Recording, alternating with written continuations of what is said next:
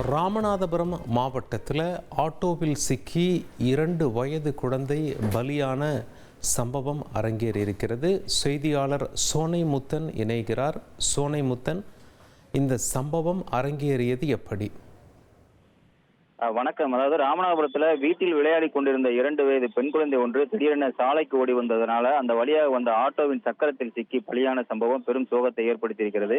அதாவது ராமநாதபுரம் சின்னக்கடை பகுதியைச் சேர்ந்தவர் சாகிர் ஹுசேன். இவருக்கு 3 குழந்தை உள்ள நிலையில ஒரு கடைசி குழந்தை 2 வயது குழந்தையான பெண் குழந்தை ஒன்று இன்று வீட்டில் விளையாடி கொண்டிருந்த பொழுது திடீரென சாலைக்கு ஓடி வந்திருக்கிறாரு.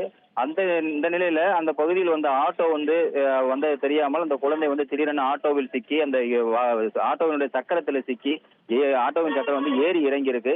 இதுல உடனே அந்த பகுதியில் இருந்தவங்க பதறி அடித்துக் கொண்டு ஓடி அந்த குழந்தையை தூக்கி கொண்டு மருத்துவமனைக்கு சென்றிருக்காங்க. அங்கு சென்று சோதிச்ச மருத்துவர்கள் சோதிச்சிருக்காங்க. அது குழந்தை இறந்து விட்டதாக தெரிந்ததை அடுத்து அவர்கள் பெரும் சோகம், அந்த பகுதி முழுவதுமே சோகமாக இருக்கிறது. மேலும் அது குறித்தான சிசிடிவி காட்சிகள் தற்போது வெளியாகி பரபரப்பை ஏற்படுத்தி இருக்கிறது. இது குறித்து போலீசார் விசாரணை நடத்தி வருகின்றனர். உங்களுடைய தகவல்களுக்கு நன்றி சோனைமுத்தன்.